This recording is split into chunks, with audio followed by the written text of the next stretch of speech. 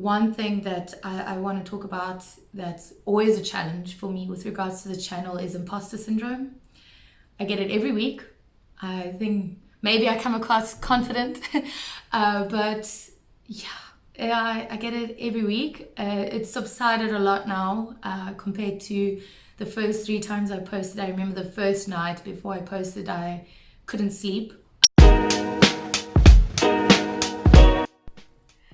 Welcome back to the Tea with Nicky. We are pro-tea, not anti-coffee, but hopefully you can soon be having a glass of wine. I might even join you on that at one stage, or maybe the tea can be for tonic. As you can see, I'm not in my room. I am actually in an undisclosed location. No, I'm kidding. I'm at our family holiday home in Clanwilliam, and I wanted to do a little bit of a special video this time round. Everyone always says unlucky number 13, but for some reason I actually really like the number 13. I think it's quite cool, even though when I listen to music in the car or when I watch TV, I have to have the number on even numbers or multiples of 5. So 13 does not get seen on the volume for me. But I wanted to do something special for number 13. I didn't think that I would really be here, to be honest. I wasn't sure where I was going to be. I just kind of been winging this thing for a bit. But I thought that it'd be cool to do my own sort of ABC and a little bit about me and why and how I started, as a few people have asked me those questions. So I'll get started. Firstly, I want to say I thought I'd also be a little bit chilled out wearing some Boulevard Boutique apparel. You can watch the video here, interview with Taylor Sutherland, and also for those who have watched it, and if you do rewatch it, remember I got the exclusive about Swim Intimates coming up. That she's going to be launching in October, which I am so excited for. It's just going to be beautiful. But yeah, let me jump into it. I'm going to start with the ABCs. And so I was trying to think about this on my drive over. It takes almost 2.5 hours, a bit more than 2.5 hours to get to Clanwilliam. And so I was trying to think about it, and my amazing, affluent aha moment for starting the Tea with Nicky was during the Future Females first digital summit. It was Own Your Income. I watched the interview with David Knoll and Cordula. David Knoll runs a podcast series called Role Models. It is a German podcast, but they also do English. And it was about interviewing amazing female entrepreneurs and tech leaders in the industry and providing a platform for them and for other aspiring women to go and listen. And just during this interview that I was watching it, something just clicked in me, and I thought, I need to do this. I need to start a podcast, do a YouTube channel. I'll get into it in a bit because it's something I've always wanted to do, but it was just that sort of moment where it really did go, I need to do this. And I just DM'd David Knoll. I wasn't even sure that he was going to respond, and he did, which I'm so eternally grateful for, and sort of just gave me a pep talk, said I need to decide what it is that I want to do, streamline it, and then just get started. Because I said, what's the best platform? Do I do YouTube? Do I do SoundCloud? And he was just really incredible and answered all the questions I had and just said, just do it, don't overthink it, because the more you think about it, the more you're going to put yourself off. And I messaged a couple of my girlfriends and I said, girls, this is what I want to do. Do you think I can do it? Do you think I should? And I'm so grateful for the incredible women that I have in my life,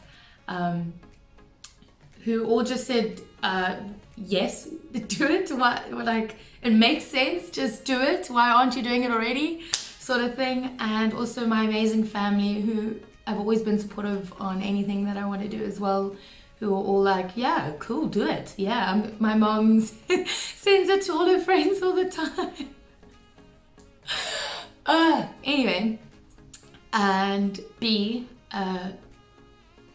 business blunder. I don't think this has been going on long enough for me to really have a blunder at this point in time. But a blunder into a blessing, just all my technical mishaps. Instagram, learning how to use Creative Studio because videos don't upload, and then video software, I just kept messing it up, and I would say maybe my blanket background, but it turned into a blessing because I just fell in love with the color more and more and more every time I was doing it, and then I painted my room the color, and it's become sort of my signature color, and I do get a lot of good feedback about it, so for me it's a blessing because it's one of my favorite colors. But blunder, yeah, I think maybe a blunder also would be not planning in advance enough, being short on a video, but then again gets turned into a blessing because then I scramble and I find amazing women to still speak to. There's no shortage, which is a blessing. And a cinematic worthy cock-up moment. Again, I don't really think that I have anything in this long enough in this. There is one that I can think of, actually, I joke. When I was interviewing Paulette Neo, my laptop died 2 or 3 times during this. And so we had to constantly come back online, and I kept losing the footage, so I thought we'd have to redo the entire interview, and it just kept crashing and dying, and I'm trying to be professional and it just literally keeps crashing. So it was a cock-up crashing moment, and I was just so embarrassed, but thank goodness that Paulette is such a wonderful human. We just laughed about it, but it was a cock-up. I was just like running around looking for my charger and thinking like, oh my shit. And yeah, so this brings me to why did I start? What was sort of the catalyst moment to get to my aha moment to start? I've always wanted to be a presenter, I think. For as long as I can remember, I went through so many phases of what I wanted to be when I grew up. At a stage I wanted to be an author, I remember, but for a while I remember I wanted to be a presenter. But as it happens all the time for anyone, you have big dreams and people shut them down, and they say, oh well, if you wanted to be a presenter you probably should have started this like years ago, or this or that. And I also saw with great power comes great responsibility. Being a presenter in the spotlight, you don't really have much of a personal life. People always watch what you do, and then I wanted to be a producer, TV show producer. So I actually in grade 11 did job shadowing at Hectic 99, and for what a producer does, and I saw presenters, and I think that was sort of a catalyst moment for me in grade 11. I just knew I wanted to be in media, in biz. Then jump forward to university, I joined UCT Radio. I was on the drive show. I also had my own features. I was then also became the events coordinator. I also emceed one of the events, which was so much fun. In that moment I was also thinking to myself, I want to do this, I love this is great fun. And I remember also when I was at UCT Radio, I had a few friends that I would hang out with. Lucky enough, I know Chris Rogers and Wayne van der Kerk and my friend Natasha Bernstein. And I remember Chris was starting to get into YouTubing, creating his GoPro videos, and Wayne was also involved there, and I was speaking with them about radio. And I remember, I don't think Chris will remember this, but I do.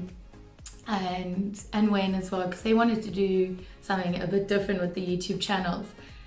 And they said to me, why are you doing radio? You shouldn't be on radio. You don't have that personality. You should be doing YouTube, be on YouTube. And I just remember I could not think of what it is that I wanted to do. But I always loved talking to people and getting to know them. I have a fascination with anthropology and sociology and just what makes people tick, how does a person become who they become, nature versus nurture sort of thing. Fast forward again a couple of years, when I started working, I thought, okay, I'm really going to try and pursue this presenter thing, because I really started falling in love with sports more and more and more. During and after university, always watched sports during school anyway. And I remember Motsidisi Mohono, who I've interviewed. I wonder if I could put it here. And I was just in such awe of her. And I just thought, I really want to do this. This is something that speaks and rings true to me. I want to go into presenting. And I actually got to meet Motsidisi in person, which was really cool. And also, what tips do you have for a presenter, which I also asked in my interview. But I met her while I was working as a sports journalist. So I was going around trying to find out how I can get involved in sports presenting. Where do I begin? And actually spoke to Nick Mallet as well, which I was very lucky to do. I've been very blessed and very lucky with who I've met and who I've encountered in my life to get to where I am now. And I found this online publications magazine, and I told them I think video is the future. More and more people are watching it. It's where it needs to be. And they said, that's not what we do, but if you want to come maybe intern with us, write for us, get that up. They do video content, but not necessarily in the interview style that I wanted to do. And I thought, okay, well, in order to be a good presenter, you have to be able to write. You have to write content and questions, otherwise you don't have anything.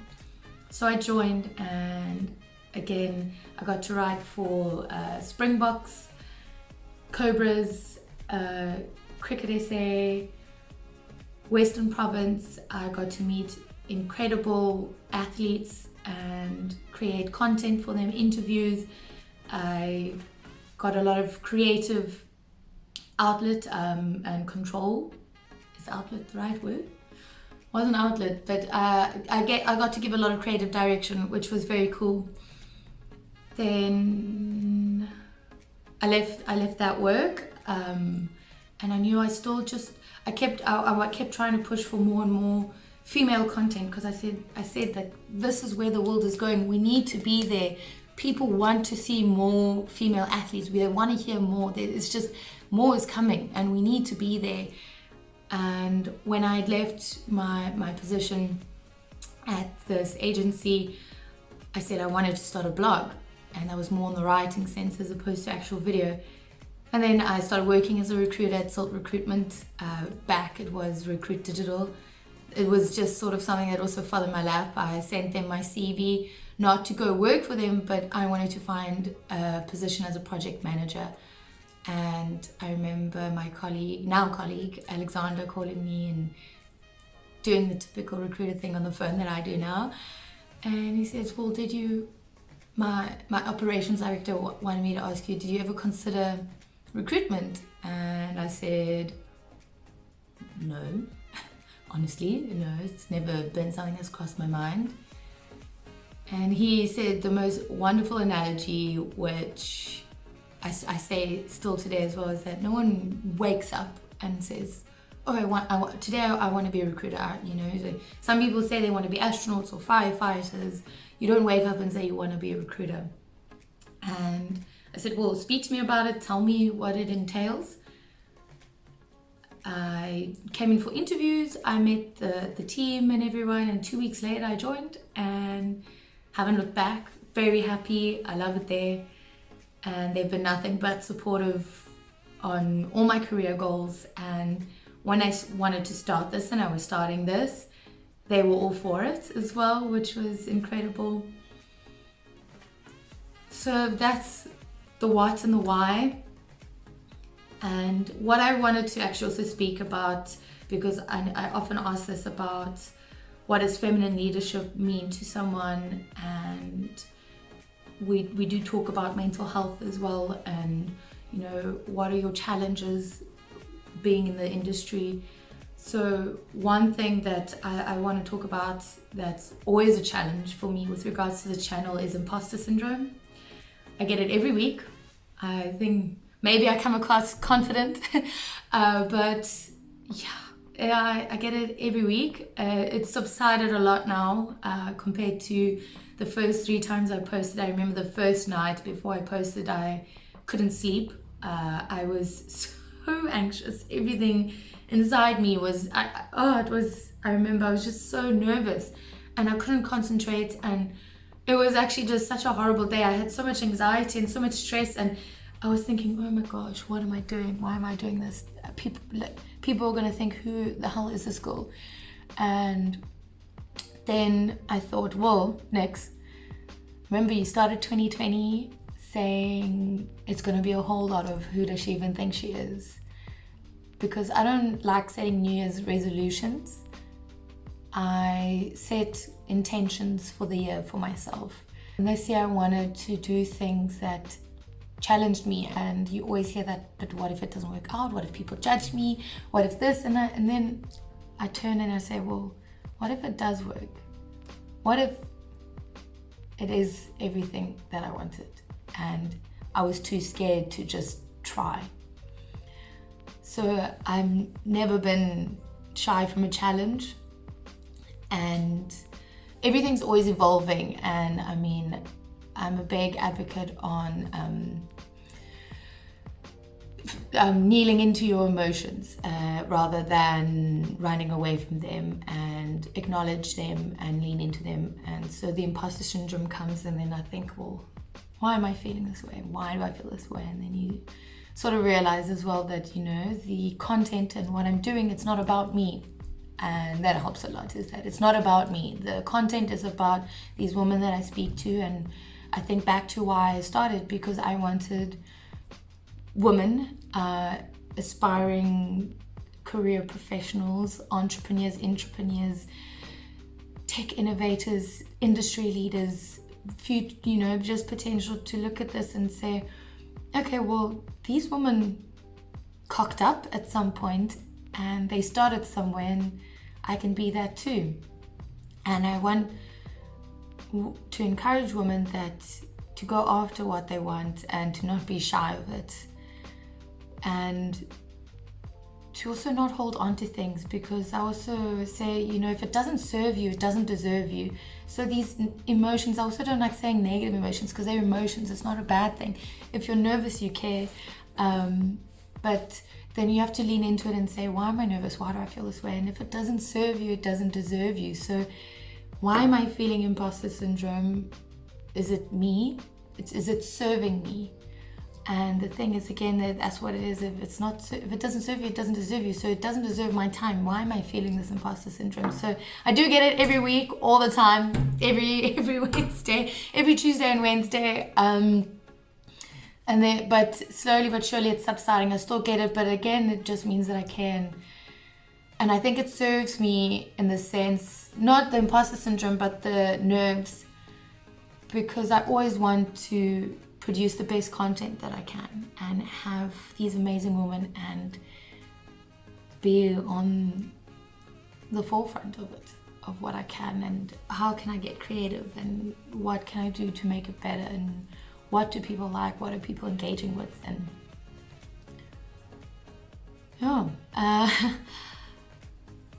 then feminine leadership to me, wow, I've had some beyond incredible answers on my channel, and I just feel like I'd be reiterating everything that all the women have said. But I think there's no one defined answer what feminine leadership means. But what it means to me is empathy, it's compassion, it's a silent strength, it's being in touch with yourself and you and your emotions. Are your emotions serving you? And being able to discern things that are serving you in your life, and if it deserves your attention, because why waste your time on something that isn't benefiting you, isn't growing you, isn't pushing you? Feminine leadership to me is intuition. It's a lot of knowing that discernment and not running away from emotions, but running into them, kneeling into them. And with that comes the silent strength with empathy, because then we can understand those around us and support and uplift. So there's different ways of leading, and my personal favorite leadership is the empathy element. It's understanding, it's knowing, because and supporting and being positive, because when your employees are happy, then your customers are happy, your clients are happy, because that person vibrates that energy. And it's try talking to someone who's just constantly smiling and you don't want to smile. I mean, it's just how it is. Next week I have a very exciting episode. It's with Lesejo Tlawi, who is also known as Coconut Kells. But I just wanted to do something special for the 13th, the dreaded number 13. I hope that you enjoyed listening to this. You got a little something, you got to know me a little bit more, so I thought it'd be nice to get to know the person behind the screen. I'd also really like if you could maybe say in the comments below what more you want to see, maybe suggestions who you'd like to see on the channel. I'd love that, honestly, because that helps me a lot. But what sort of maybe more content you want to see? I am going to do a bit of a shake up in a couple of episodes, because I want to do them in like seasons. I want to do more female athletes as well. So if anyone can suggest any maybe businesswomen or psychologists, do you want to hear more from sports stars? Do you want to hear more from entrepreneurs? Do you want to hear more from CEOs, entrepreneurs? Yeah. Thanks so much for taking the time to listen to me talk about myself, which is weird. But yeah. Tap into your intuition. If it doesn't serve you, it doesn't deserve you. And I hope that you continue listening to my channel and that you enjoy it. Thanks. I'm gonna go enjoy my leave now for the rest of the week.